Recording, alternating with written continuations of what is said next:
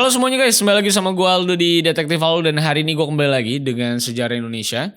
Karena di bulan Agustus ini kan kita ingin merayakan hari kemerdekaan ya, Republik kita ya. Nah jadi mungkin di bulan-bulan ini gue bakal banyak bahas kasus-kasus Indonesia. Tapi semoga kasus ini bisa diterima dengan terbuka ya. Dan kalau misalnya lu pada mau cari-cari lagi detail tentang kasusnya, bisa banget untuk baca-baca sendiri. Karena sumber-sumber yang gue ambil di sini juga datang dari beberapa situs-situs berita seperti VOI, ada dari Tirto juga, ada dari Kompas juga. Jadi ini bukan tulisan gue pribadi ya. Saya cuma mengutip gitu ya intinya ya. Menceritakan kepada kalian. Karena kan lagi rame-rame juga ya kasus soal dor-doran ya. Nah ini juga kasus yang menurut gue cukup menarik gitu. Ini adalah kasusnya Sum Kuning atau disebut juga namanya adalah Sumarijem. Seorang wanita belia masih umur 17 tahun, penjual telur, pulang kemalaman tiba-tiba disikat sama pemuda-pemuda, diculik ke mobil. Kasusnya gimana? Mari kita bahas. Sebelum itu silahkan like, share, dan subscribe. Pastinya follow gue di @rivaldosantosa kalau misalnya kalian mau DM-DM gue kasus-kasus atau hal-hal menarik yang bisa gue bahas di video selanjutnya. So, let's begin the history guys. I lost myself. I waited still for a glimmer to arrive. I know it will.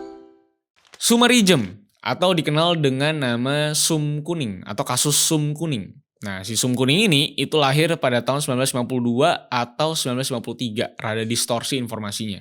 Tapi intinya saat kejadian kasus ini terjadi pada tahun 1970, umurnya itu baru aja menginjak sekitar 17 sampai 18 tahunan, alias masih sangat muda. Nah, kasus ini terjadi tepatnya pada tanggal 21 September 1970. Sumarijem yang selanjutnya bakal kita sebut sebagai Sum Kuning, ini seperti biasa lah, berjualan sekitar 200 telur di hari itu. Dan memang kerjaannya sehari-hari adalah membantu ibu dan bapaknya untuk berjualan telur. Dan karena dulu belum ada JNE, Grab instan dan segala macam, tentunya cara jualannya adalah jalan kaki. Dia itu berjualan di sekitar Kota Baru, Bumijo, Suryo Bratan, Ngasem, Patuk, Tegal Mulyo, dan beberapa kampung di sekitarnya. Jadi ada beberapa langganan lah.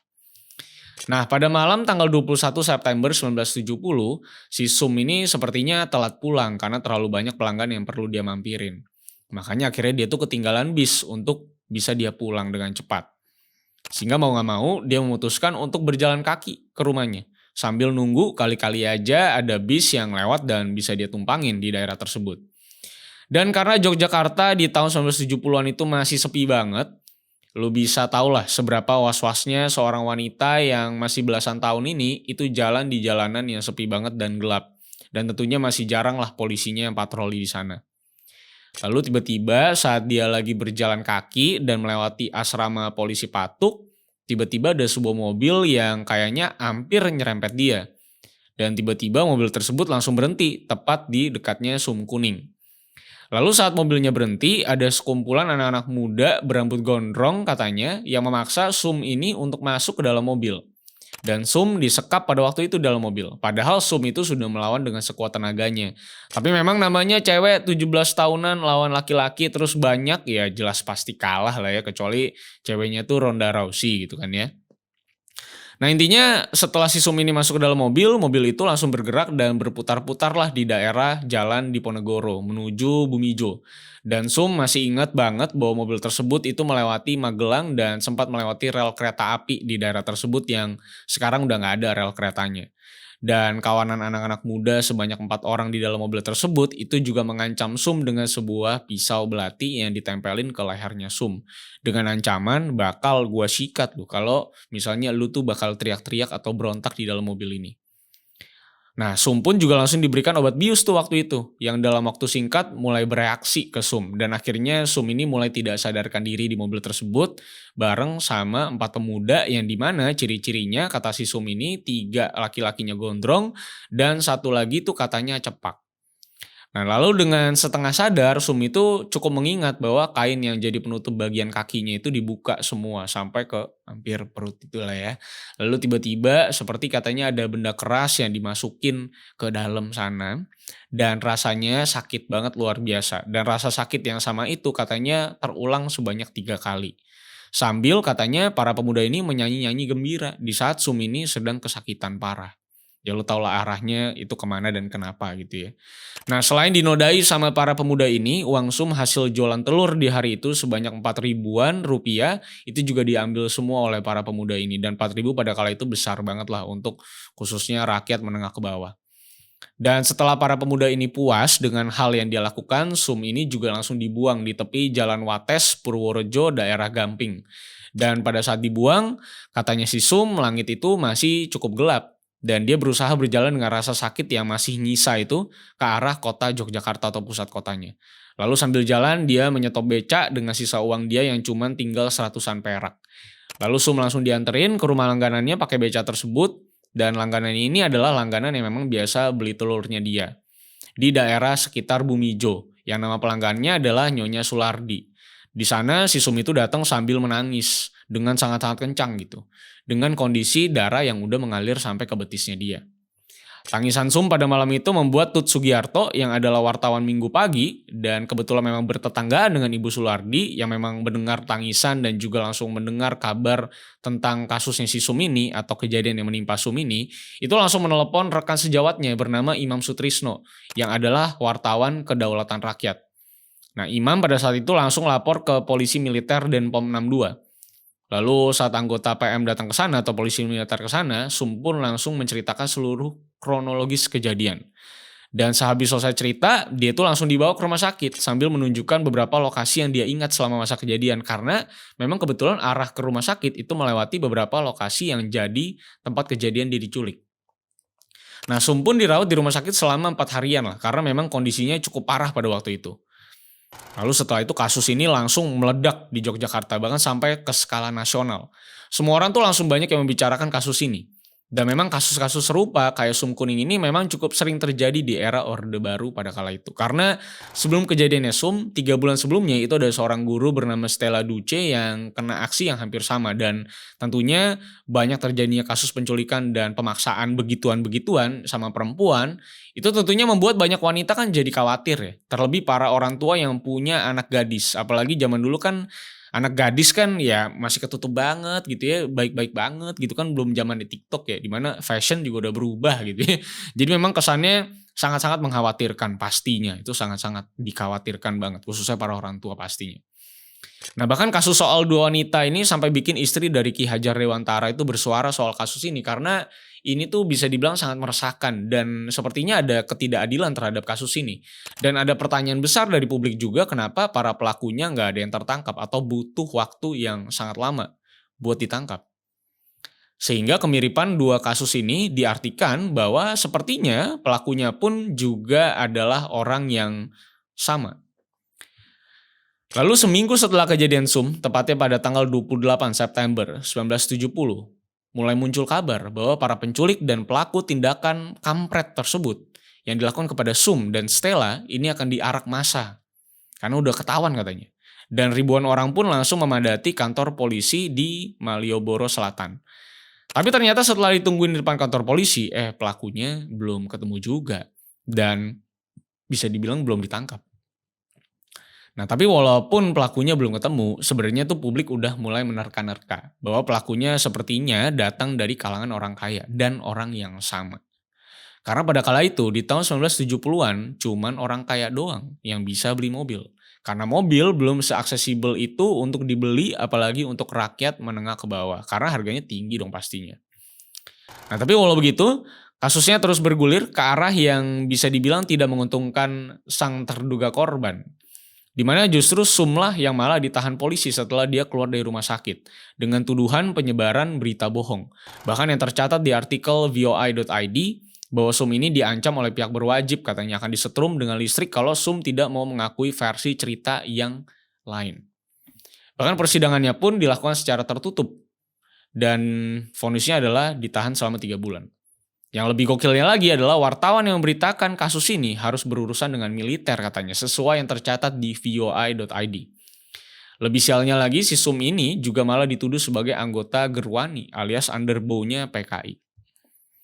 Nah, tapi karena tekanan dari publik, Sum pun akhirnya dibebaskan tanpa ada tindak lanjut yang menyelesaikan kasus ini dan memberikan kembali nama baiknya Sum gitu ya bisa dibilang. Padahal hasil visumnya pada kala itu udah jelas banget bahwa ada pendarahan di bagiannya itunya Sum. Secara selaputnya juga robek, men. Jadi kan emang benar-benar perawan gitu. Dan ada luka di kanan kiri pahanya Sum juga. Tentunya hasil paksaan. Kalau sekarang mungkin ini kasus yang cukup mudah lah. Kalau ada laporan seperti ini, apalagi baru-baru aja terjadi, ya bisa langsung dicek sisa-sisanya. Itu kan pasti langsung dapet tuh DNA-nya. Tapi dulu jelas ini kasus yang sulit banget buat diselesain ataupun dibuktikan siapa pelakunya. Bahkan malah bukannya semakin kelar gitu ya, tapi malah ini ngebuat si Sum ini jadi di-frame sebagai anggota PKI. Bahkan tercatat di sebuah buku berjudul Hugeng, Oase Menyejukkan di Tengah Perilaku Koruptif Para Pemimpin Bangsa yang dirilis di tahun 2009 dan ditulis oleh Aris Santoso dan kawan-kawan, ada sebuah cerita bahwa suatu malam polisi sempat mendatangi Sum dan mereka menyuruh Sum ini menanggalkan pakaiannya. Dengan alasan mencari kalau di tubuhnya ada tanda palu arit alias tanda PKI. Tapi apa sih ya gitu ya? Ya tentu gak ada dong ya tanda palu arit tubuhnya Sum karena kali ini bocah masih muda banget, men. Masa udah PKI gitu ya. Lagi pula kan pada kala itu udah bubar tuh semua PKI dan emang udah dihapus sampai ke akar-akarnya kan udah disikat semua gitu kan. Jadi menurut gue ini agak aneh gitu. Maka dari itu kondisi pun juga akhirnya makin memanas dan akhirnya memaksa polisi dong untuk menentukan tersangka dan pelakunya siapa gitu. Dan akhirnya polisi memunculkan sebuah nama yaitu Trimo yang pekerjaannya adalah tukang bakso ya. Dia itu dituduh sebagai pelaku dan bahkan dibumbui bahwa Sum dan Trimo ini punya hubungan gelap. Tapi tentu aja Trimo yang merasa bukan pelakunya langsung menyangkal dan bahkan mengaku tidak kenal sama sekali sama Sum. Ini kan disuruh pakai mobil ya. Masuk tukang bakso punya mobil gitu kan ya. Aneh ya. Tapi nama Budi Dono itu juga sempat mencuat. Karena pengakuannya kepada polisi itu katanya bocor. Dimana dia tuh mengaku ya memang menggitukan si Sum dan katanya 3 orang lainnya itu adalah anak-anak orang gede lah katanya. Itu katanya ya. Tapi walaupun dengan pengakuan yang bocor tersebut, kasus Sum ini memang sebenarnya nggak pernah selesai dan jelas sampai detik ini.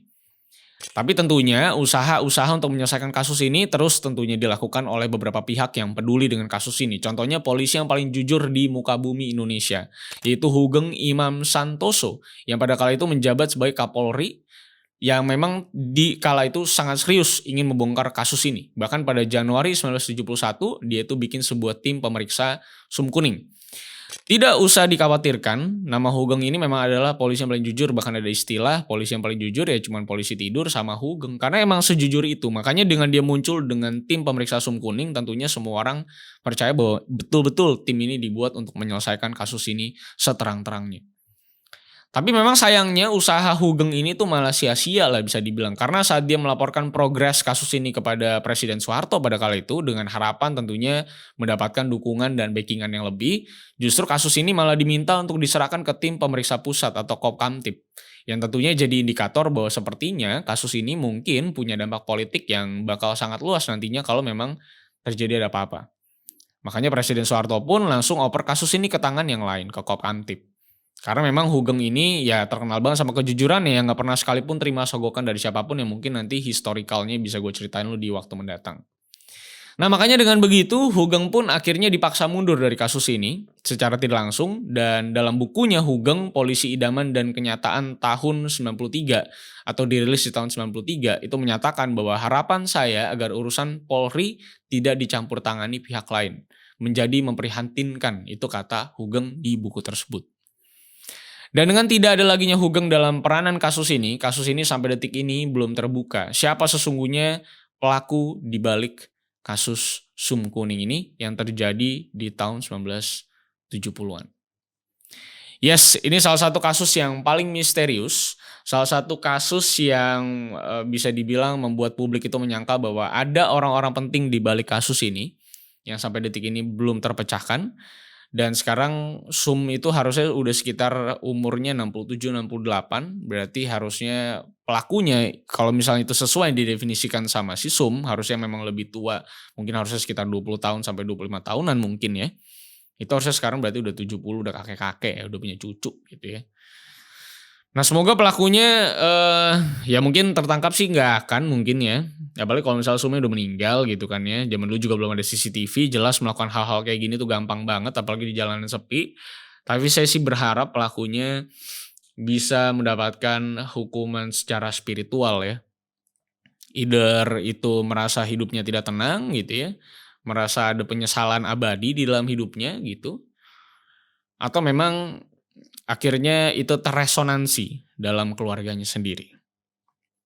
Harus ada hukuman-hukuman seperti itu ya, karena saya yakin Tuhan selalu fair dalam menilai sesuatu dan pelakunya sampai detik ini belum tangkap, gue yakin ada alam dan spiritualisme yang akan menghukum dia, walaupun tidak ada hukuman penjaranya.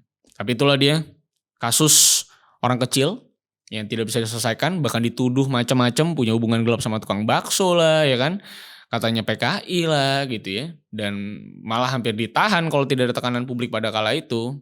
Tapi ya berarti dari dulu kita memang sudah pakai skema people power ya, alias viral for justice. Kalau zaman dulu mungkin viral for justice-nya dari apa bisa dibilang tempat ronda, satu tempat ronda ke tempat ronda lain gitu ya, alias ke arisan-arisan lain gitu. Mungkin kalau sekarang pakai sosmed, dulu mereka mungkin ngetok-kentongan tuh biar pada bangun dan beraksi bersama. Itulah dia kasus Sum Kuning. Mungkin nanti gue akan bahas beberapa kasus lagi yang sebenarnya menarik dan belum terpecahkan di Indonesia ini. Dan semoga makin banyak kasus-kasus yang bisa gue bahas. Bukan mengharapkan ada banyak kasus, tapi maksud gue kasus-kasus yang dari zaman dulu belum terselesaikan sampai detik ini. Sampai jumpa semuanya di kasus selanjutnya. Dan kalau misalkan kalian tertarik dengan video kali ini, atau merasa terentertain, atau bahkan udah ketiduran di ending ini, intinya gue berterima kasih. Dan silahkan like, share, dan subscribe untuk support gue. Dan kalau misalkan mau follow gue ada di @rivaldosantosa. Di sana gue ya banyak ngasih kalian beberapa hal-hal lah yang mungkin kalian bisa baca-baca. Sampai jumpa di kasus-kasus selanjutnya, karena masih banyak kasus-kasus atau sejarah-sejarah Indonesia menarik yang bisa kita bahas di video selanjutnya. So, see you on the next history, guys. I lost myself. I waited still for a glimmer to arrive.